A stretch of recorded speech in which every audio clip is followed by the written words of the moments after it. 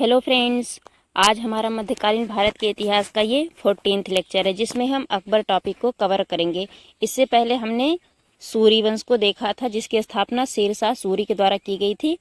चूंकि वह 15 वर्षों तक चला था, इसके बाद पुनः मुगल काल आ जाता है। इससे पहले सूरी वंश 1540 से लेके 55 ईस्वी तक चला था। 1555 में पुनः मुगल काल की स्थापना होती है, तो हम उसको देखते हैं। चूंकि हम यह महेश वड़वाल सर की NCERT पुस्तक से कवर कर रहे हैं जो कि प्रश्नों के माध्यम से दिया गया है, हम प्रश्नों को देखेंगे, जहां आवश्यक होगा कॉन्सेप्ट को भी देखते हुए चलेंगे। अकबर से संबंधित जितनी भी घटनाएं हैं जो कि महेश वड़वाल सर की NCERT पुस्तक में कवर किया गया है प्रश्नों के माध्यम से, उसको हम देखेंगे। तो चलिए हम प्रश्नों को देखते हैं। पहला प्रश्न है, 15 अक्टूबर 1542 ईस्वी को अकबर का जन्म किसके यहाँ हुआ था? प्रश्न यही है कि अकबर का जन्म किसके यहाँ हुआ था। अकबर का जन्म अमरकोट के राणा वीरसाल के महल में हुआ था। आप याद रखिएगा, अकबर का जन्म किसके यहाँ हुआ था? राणा वीरसाल के यहाँ अमरकोट में हुआ था 15 अक्टूबर 1542 ईस्वी में। तो आप यहाँ पे 3 फैक्ट हैं। अकबर का जन्म कहाँ हुआ था? एक हिंदू शासक के यहाँ, राणा वीरसाल, इन्हें हम राणा या राणा वीरसाल भी कहते हैं, उनके महल में, जो कि यह अमरकोट में है। और किस तिथि को? 15 अक्टूबर 1542 को।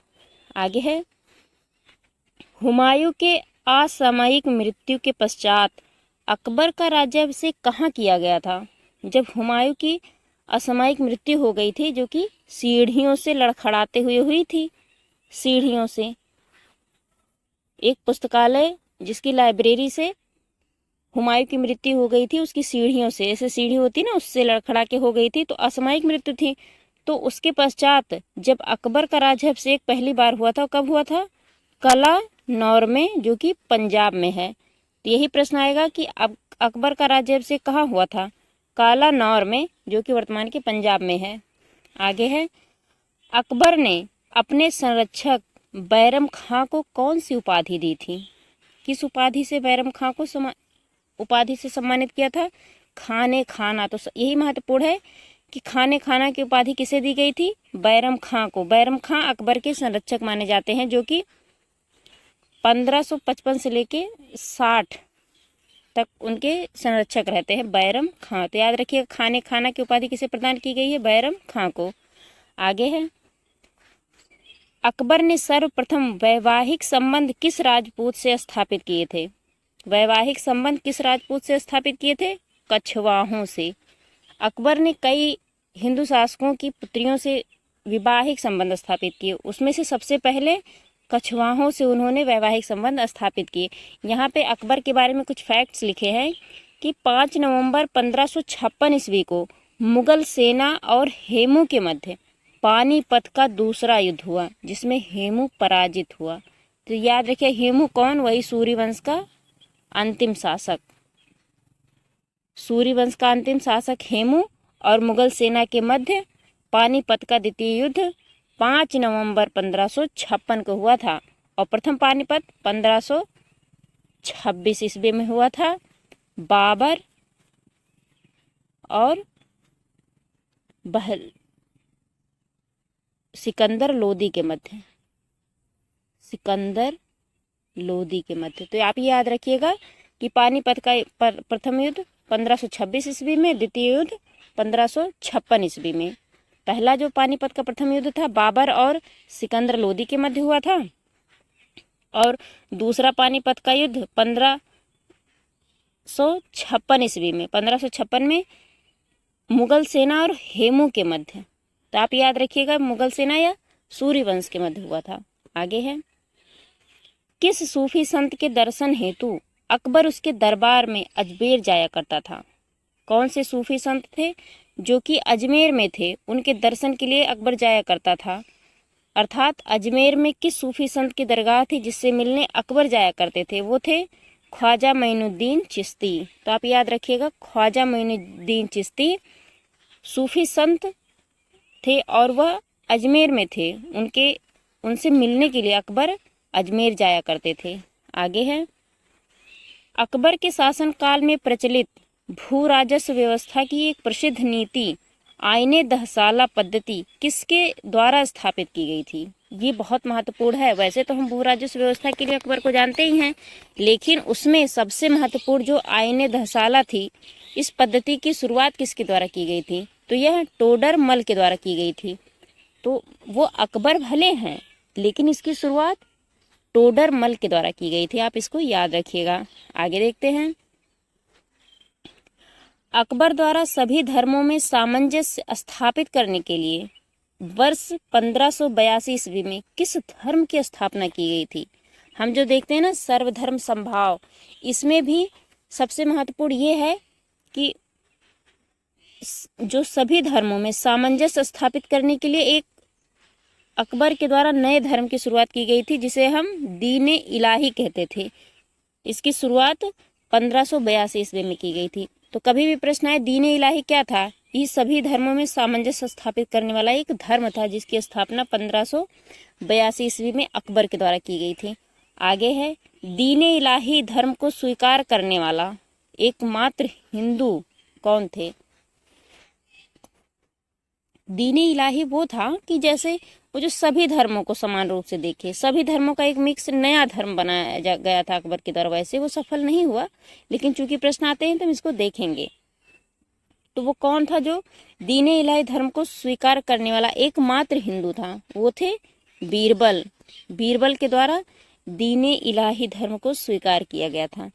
यहाँ पे एक नोट है, महाभारत का फारसी अनुवाद रज्मनामा के नाम से फैजी के नेतृत्व में किया गया था। अर्थात महाभारत का फारसी में अनुवाद फैजी के द्वारा किया गया था रज्मनामा नाम से, जिसमें बदायूनी भी शामिल था। आप 2-3 फैक्ट याद रखिएगा कि रज्मनामा क्या है। यह महाभारत का फारसी में अनुवाद है, जिसका अनुवाद फैजी और बदायूनी ने किया था, जिसमें सबसे अधिक योगदान फैजी का है, लेकिन इसमें बदायूनी ने भी योगदान दिया था। तो रज्मनामा क्या है? महाभारत का फारसी अनुवाद है। आगे देखते हैं। वर्ष 1578 में अकबर द्वारा इबादत खाने की स्थापना किस स्थान पर की गई थी? किसकी बात हो रही है? इबादत खाना, जिसकी स्थापना 1578 ईस्वी में फतेहपुर सीकरी में की गई थी। तो याद रखिएगा, इबादत खाने की स्थापना 1578 ईस्वी में फतेहपुर सीकरी में की गई थी। फ्रेंड्स, यहाँ पे अकबर की विजय के बारे में कुछ दिए गए हैं कि उन्होंने कौन कौन से विजय किए, कौन कौन से अभियान किए, उसको हम देखते हैं। जैसे गोंडवाना विजय 1564 ईस्वी में, चित्तौड़ विजय 1568 ईस्वी में, कलिंजर विजय 1570 ईस्वी में, आमेर से संधि 1562 ईस्वी में, मारवाड़ विजय 1570 ईस्वी में, हल्दी घाटी का युद्ध 1576 ईस्वी में, असीरगढ़ का युद्ध 1601 ईस्वी में। तो आप ये बहुत बहुत महत्वपूर्ण है, याद रखिएगा कि गोंडवाना विजय 1564, चित्तौड़ विजय 1568, कलिंजर विजय 1570, आमेर से संधि 1562, मारवाड़ विजय 1570, हल्दी घाटी का युद्ध 1576, असीरगढ़ का युद्ध 1601 ईस्वी में। तो आप इसको, ये जो अकबर की विजय है, इसको याद रखिएगा। आगे देखते हैं। यहाँ पे अकबर के समकालीन कुछ शासकों के बारे में बताया गया है, जैसे देश, उनके शासक और उनका टाइम पीरियड क्या था। कभी कभी यहाँ से भी प्रश्न आ जाते हैं। जैसे इंग्लैंड, जब अकबर का शासनकाल भारत में था, भारत में उस समय इंग्लैंड में कौन से शासक थे? महारानी एलिजाबेथ थी, जिनका कार्यकाल 1558 ईस्वी से लेके 1603 ईस्वी तक था। फ्रांस में उस समय सम्राट हेनरी 6 थे, सम्राट हेनरी फोर्थ थे फ्रांस में, जिनका टाइम पीरियड 1553 से लेके 1610 ईस्वी तक चला। वहीं ईरान में शाह अब्बास, जो कि 1588 ईस्वी से लेके 1629 ईस्वी तक रहे, और रूस में जाइवान बेसिल योचिव, जो कि 1530 से लेके 1584 ईस्वी तक रहे। तो फ्रेंड्स, जितना आप मत याद रखिएगा, बस ये जानिएगा अकबर के समकालीन इंग्लैंड में कौन शासक थे? महारानी एलिजाबेथ थी, जो कि 1558 ईस्वी से लेके 1603 ईस्वी थी। चूंकि अकबर की भी मृत्यु 1602-3 में होती है। उस समय महारानी एलिजाबेथ ही इंग्लैंड में महारानी थी। आगे देखते हैं, अकबर ने बंगाल तथा बिहार को किस वर्ष मुगल साम्राज्य में सम्मिलित किया था? बंगाल और बिहार को मुगल साम्राज्य में 1576 ईस्वी में सम्मिलित किया गया अकबर के द्वारा। तो आप ये दो फैक्ट याद रखिएगा कि बंगाल और बिहार को मुगल साम्राज्य में 1576 ईस्वी में शामिल किया गया था। वर्तमान में जो बिहार दिखता है हमें वैसा नहीं था, ये पूरा उड़ीसा और झारखंड को पूरे बिहार ही कहा जाता था। तो बंगाल बिहार नाम आते ही आपका ये जो पूर्वी क्षेत्र है पूरा ये आना चाहिए। इसको मुगल साम्राज्य में 1576 ईस्वी में अकबर के द्वारा शामिल किया गया। आगे देखते हैं, किस मुगल बादशाह के विरुद्ध जौनपुर से फतवा जारी किया गया था? जौनपुर से फतवा अकबर के समय में जारी किया गया था अकबर के खिलाफ। तो आप इसको याद रखिएगा कि जौनपुर से फतवा अकबर के खिलाफ जारी किया गया था। आगे देखते हैं, अकबर द्वारा श्रेष्ठतम इमारतें कहाँ निर्मित करवाई गई थीं? अर्थात अकबर के द्वारा सबसे अधिक जो इमारतें निर्मित कराई गई थीं या जो अच्छी अच्छी इमारतें हैं वो सबसे अधिक कहाँ निर्मित करवाई गई थीं? वो श्रेष्ठतम इमारतें फतेहपुर सीकरी में निर्मित करवाई गई थीं और फतेहपुर सीकरी शहर की ही स्थापना अकबर के द्वारा की गई थी। आगे देखते हैं, अकबरनामा की रचना किसके द्वारा की गई थी? अकबरनामा, जैसे हमने देखा कि बाबरनामा, रज़्मनामा, वैसे अकबरनामा की रचना अबुल फजल के द्वारा की गई थी। आप इसको याद रखिएगा।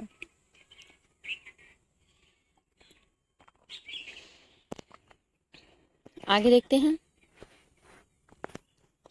किस जैन संत को अकबर द्वारा जगत गुरु की उपाधि दी गई थी? अर्थात कोई जैन संत हैं जिनको अकबर के द्वारा जगत गुरु की उपाधि दी गई है, वह हैं आचार्य हरिविजय सूरी। अर्थात आचार्य हरिविजय सूरी जो कि एक जैन संत थे, अकबर के द्वारा उन्हें जगत गुरु की उपाधि दी गई थी। तो ये प्रश्न बहुत महत्वपूर्ण है, आप इसको याद रखिएगा। कौन से जैन संत थे जिनको अकबर के द्वारा जगत गुरु की उपाधि दी गई थी? वो थे आचार्य हरिविजय सूरी। आगे देखते हैं, अकबर द्वारा फतेहपुर सीकरी में बुलंद दरवाजा का निर्माण किस विजय के उपलक्ष्य में करवाया गया था? बुलंद दरवाजे का निर्माण अकबर के द्वारा कराया गया है। पहला फैक्ट तो यही है। तो वह किस विजय के उपलक्ष्य में कराया गया था? तो गुजरात विजय। ये कई बार फैक्ट आया है कि बुलंद दरवाजे का निर्माण किसके द्वारा कराया गया था? अकबर के द्वारा फतेहपुर सीकरी में। और यह जब अकबर के द्वारा गुजरात में विजय किया गया था उसके उपलक्ष्य में बनवाया गया था। आगे है, अमेरिका की खोज का उल्लेख किस मध्यकालीन भारतीय लेखक ने किया है? अमेरिका की खोज हुई है किसमें? किस मध्यकालीन जो भारतीय लेखक हैं उनका योगदान है? तो वो अबुल फजल, जो अबुल फजल के द्वारा ही अकबरनामा भी लिखा गया है। आगे देखते हैं, अकबर के द्वारा कुछ महत्वपूर्ण कार्य भी किए गए हैं, जैसे दास प्रथा का अंत किया गया था कब? 1562 ईस्वी में। अकबर को हरमदल से मुक्ति, अर्थात हरमदल से मुक्ति, जो हरम दल था जहाँ महिलाएं रहा करती थी, एक पर्दा होता था इसके पीछे महिलाएं रहा करती थी, तो उस हरम दल से मुक्ति मिल गई थी। वो थे कब मिली थी? 1562 ईस्वी में। तीर्थ यात्रा कर समाप्त किया गया था 1563 ईस्वी में। जजिया कर की समाप्ति अकबर के द्वारा 1564 ईस्वी में। राजधानी आगरा से फतेहपुर सीकरी स्थानांतरण 1571 ईस्वी में किया गया था। इबादत खाने की स्थापना 1576 ईस्वी में की गई थी। इबादत खाने में सभी धर्मों का प्रवेश 1578 ईस्वी में किया गया। अर्थात इबादत खाने में जो सभी धर्मों के लोग प्रवेश कर सकते हैं यह 1578 ईस्वी में शुरू किया गया। मजहर की घोषणा 1579 ईस्वी में किया गया। दीन इलाही की स्थापना, जो कि अभी हमने देखा था नए नए धर्म है, दीन इलाही की स्थापना 1582 ईस्वी में की गई थी। और इलाही संवत की शुरुआत 1583 ईस्वी में की गई थी। और राजधानी लाहौर से स्थानांतरित कब किया गया था? अर्थात राजधानी एक बार लाहौर भी ले जाई गई थी, वो थे 1585 ईस्वी में। तो आप इसको याद रखिएगा क्रम रूप से। दास प्रथा का अंत 1562, अकबर को हरमदल से मुक्ति 1562 ईस्वी में। तीर्थ यात्रा कर कब समाप्त किया गया, जिसे हम जजिया कर भी कहते हैं कभी कभी, जो कि गैर मुस्लिमों से लिया जाता था, गैर मुस्लिमों से लिया जाने वाला कर था। तीर्थ यात्रा कर समाप्ति 1562, ये था कि सभी धर्मों से। जजिया कर की समाप्ति 1564 ईस्वी। राजधानी आगरा से फतेहपुर सीकरी का स्थानांतरण 1571। इबादत खाने की स्थापना 1575 ईस्वी में। इबादत खाने में सभी धर्मों के लोग प्रवेश कर सकते हैं, यह 1578 ईस्वी में किया गया। मजहर की घोषणा 1579 ईस्वी में की गई। इलाही की स्थापना या दीन इलाही की स्थापना 1582 ईस्वी में की गई। इलाही संवत की शुरुआत 1583 ईस्वी में की गई और राजधानी लाहौर स्थानांतरित की गई थी एक बार, जो कि 1550 ईस्वी में। यहाँ एक फैक्ट है कि अकबर के 9 रत्नों में से एक तानसेन, जो कि महान संगीताचार्य हरिगुरुदास के शिष्य थे। तो आप याद रखिएगा, जो अकबर के 9 रत्नों में तानसेन थे, अकबर के 9 रत्न थे। 9 रत्न अर्थात उनके एक ग्रुप था जिसमें 9 मंत्री थे, जिन्हें हम अकबर के समयकाल के 9 रत्न कहते थे। उसमें से एक तानसेन थे, जो कि संगीत के बहुत बड़े फनकार थे। वो तानसेन संगीताचार्य हरिदास अर्थात गुरु हरिदास के शिष्य थे। तो जो तानसेन थे वो गुरु हरिदास के शिष्य थे, जो कि अकबर के 9 रत्नों में से एक तानसेन थे। आगे देखते हैं। प्रसिद्ध चित्रकार दशवंत किस मुगल सम्राट के दरबार से संबंधित थे? वही 9 रत्नों में से एक दशवंत अकबर के 9 रत्नों में से एक थे, जो कि एक चित्रकार थे। तो दशवंत को याद रखिएगा, ये एक चित्रकार थे जो कि अकबर के 9 रत्नों में से एक थे। आगे है, जबता प्रणाली किस मुगल शासक के द्वारा प्रारंभ की गई थी? अर्थात जबता प्रणाली अकबर के द्वारा प्रारंभ की गई थी। इसके बारे में एक फैक्ट लिखा है कि 1576 ईस्वी में मेवाड़ के शासक महाराणा प्रताप तथा अकबर के सेनापति मान सिंह के मध्य हल्दी घाटी का युद्ध हुआ था, जिसमें महाराणा प्रताप की विजय हुई थी। तो आप इसको याद रखिएगा कि हल्दी घाटी के युद्ध में महाराणा प्रताप की विजय हुई और मान सिंह या जो मुगल सेना थी वो पराजित हुई, और हल्दी घाटी का युद्ध 1576 ईस्वी में हुआ था। तो आप इसको पूरा फैक्ट याद रखिएगा। आगे देखते हैं। वर्ष 1601 ईस्वी में अकबर ने अंतिम सैन्य अभियान कहाँ किया था? अकबर ने 1601 ईस्वी में असीरगढ़ का किला, जो कि खान देश के नाम से जाना जाता है, जो कि वर्तमान के महाराष्ट्र क्षेत्र में पड़ता है, असीरगढ़ के किले में अंतिम सैन्य अभियान किया था। तो आप इसको याद रखिए कि फैक्ट कई बार पूछा गया है। आगे देखते हैं। अकबर ने किस प्रसिद्ध चित्रकार को सीरी कलम की उपाधि प्रदान की थी? सीरी कलम की उपाधि अब्दुस समद को सीरी कलम की उपाधि प्रदान की गई थी।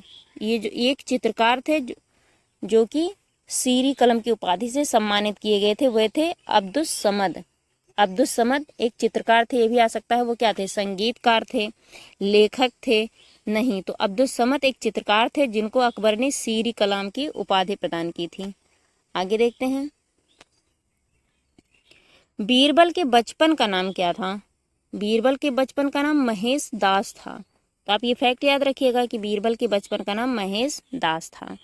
आगे है, ग्वालियर में स्थित गुजरी महल किसके द्वारा बनवाया गया था? मान सिंह के द्वारा गुजरी महल की स्थापना की गई थी, जो कि ग्वालियर में की गई थी। तो गुजरी महल वर्तमान में कहाँ है? ग्वालियर में है, जिसकी स्थापना मान सिंह के द्वारा की गई थी। आगे देखते हैं। अकबर के दरबार में आने वाला प्रथम अंग्रेज कौन था? अकबर के दरबार में जैसे अंग्रेजों का आगमन तो 1600 जब में कंपनी की स्थापना हुई, और 1608 ईस्वी में एक बार अंग्रेज भारत आए। इसके बाद 1611 ईस्वी में आए, जो कि आए, लेकिन जब कंपनी की स्थापना हो गई है इसके बाद अंग्रेजों का आना जाना लगा है। तो उसमें अकबर के दरबार में प्रथम अंग्रेज जो आए थे वो थे रॉल्फ फिंच। तो अकबर के दरबार में आने वाले प्रथम अंग्रेज रॉल्फ फिंच थे। आगे है, अकबर ने जरी कलाम की उपाधि किसे प्रदान की थी?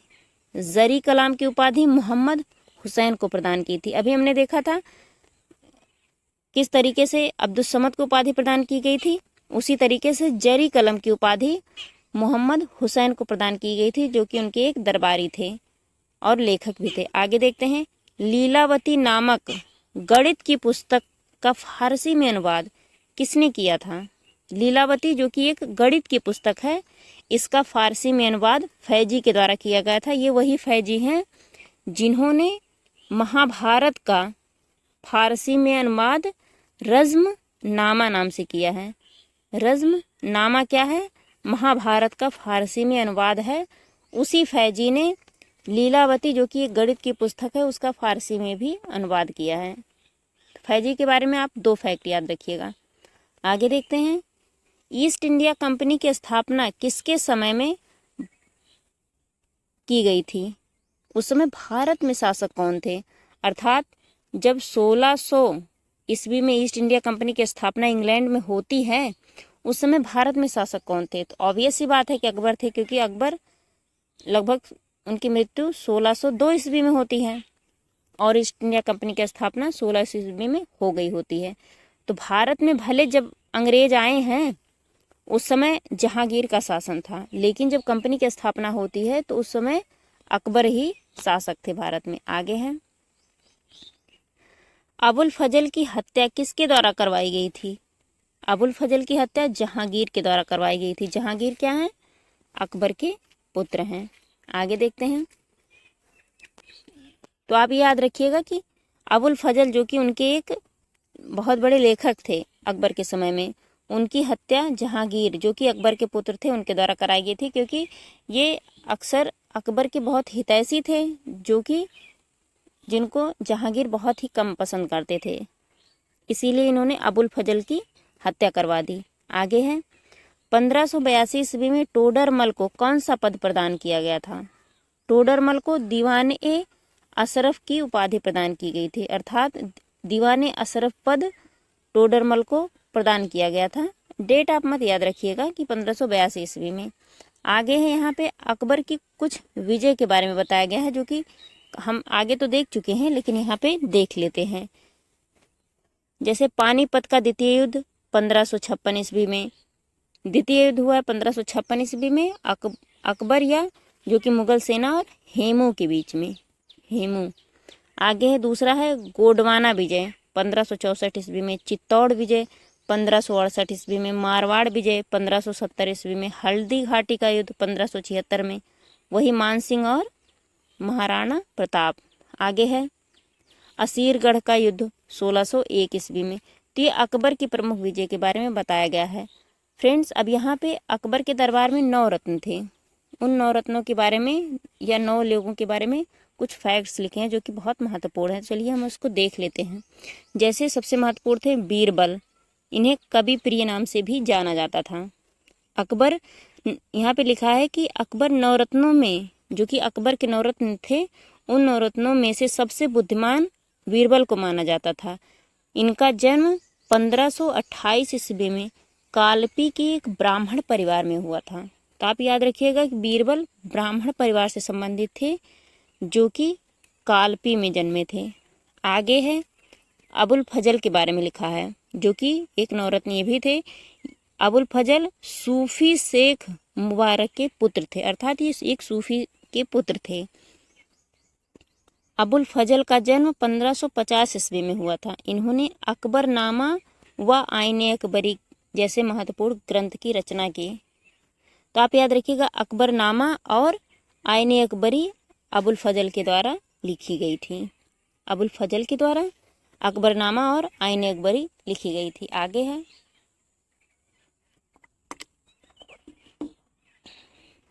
तानसेन के बारे में। तानसेन का अन्य नाम था रामतनु पांडे। तानसेन के बारे में है कि मिर्जा तानसेन का जन्म ग्वालियर में हुआ था।